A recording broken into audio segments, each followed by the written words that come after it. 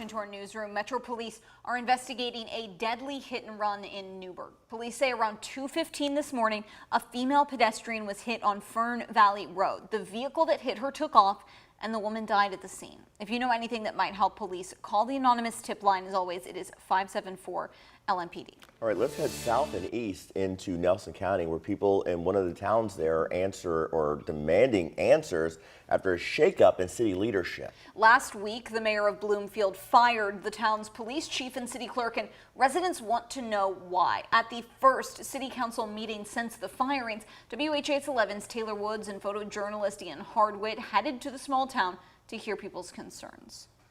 More than a dozen Bloomfield residents came to the American Legion demanding answers before a special city council meeting. I was fired for being an honest police officer. Mayor Chris Dudgeon fired Police Chief Steve Cameron and City Clerk Karen Biederman last Friday. 3 other employees resigned. Cameron Biederman and now former Public Works Superintendent Travis Clerk tell us they believe the firings were in response to an ongoing investigation into the misuse of city funds. Nelson County Sheriff Ramon Pineroa previously told us his office would be taking over that investigation. We want answers for firing this fine gentleman. Despite not having public comment on the agenda, residents still showed up with their concerns for Mayor Dudgeon. I've never seen a government official in Nelson County not want to give their side of the story. The mayor responding there would be an opportunity to hear concerns at another time. We will have public comment at our next regular scheduled meeting. At one point, Sheriff Pineroa told the crowd to respect the meeting agenda. But under a special hearing,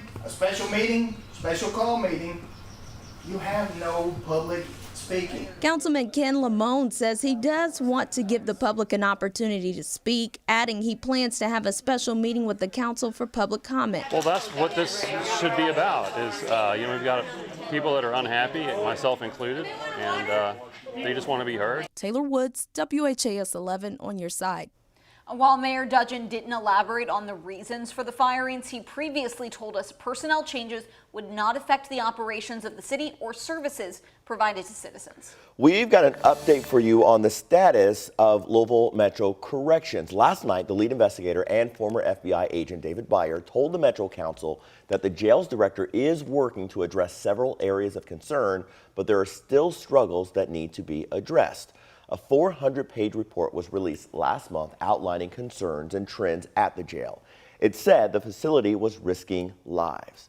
In addition to an inadequate facility, the investigation found poor supervision, lackluster training, and short staffing, largely to blame for deaths in the jail. Now that's just in just a handful of months, more than a dozen people died while in jail custody. There were a lot of problems with corrections, and he had to try to fix the big leak, which was all the deaths that were occurring. But there are so many other problems at corrections that need to be addressed, and it's difficult for one man to do the micromanagement. So some of those issues, staffing and recruitment, those seem to be the biggest issues that Byer hit on. According to the jail's director, the state correction facility just raised its minimum wage to $28 an hour.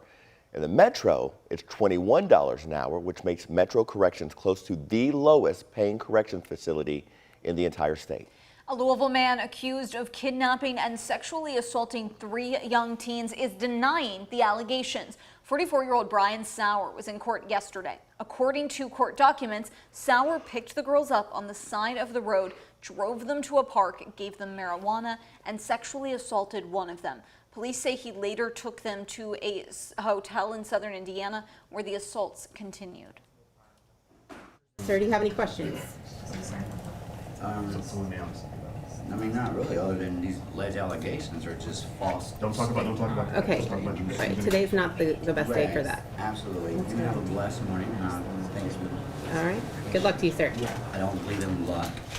I believe everything's predestined. Okay. After setting his bond at $1 million cash, the judge ordered Sauer to stay off social media completely. He will be back in court June 1st. The man accused of killing Scott County Sheriff's Deputy Caleb Conley during a traffic stop has pleaded not guilty. Stephen Shang appeared in court yesterday via video conference in Fayette County. He pleaded not guilty to his charges out of Lexington connected to a shooting and some thefts, which happened after police say he shot Deputy Conley on I-75 near Georgetown. Shang has yet to appear in court for his charges in Scott County, which include murder of a police officer.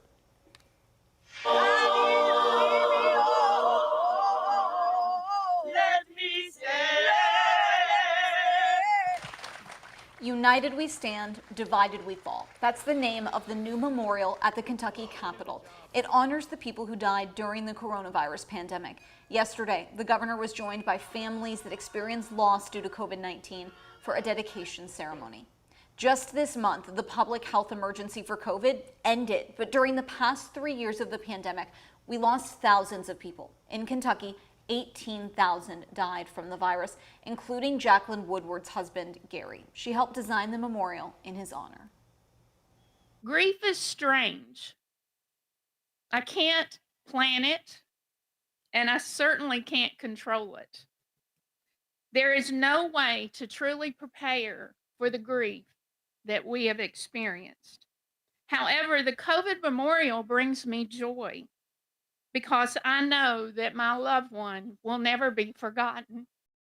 Memorial features green and white lights. The green symbolizes empathy and compassion for the Kentuckians lost through the pandemic. The lights will shine through the night until sunrise each morning.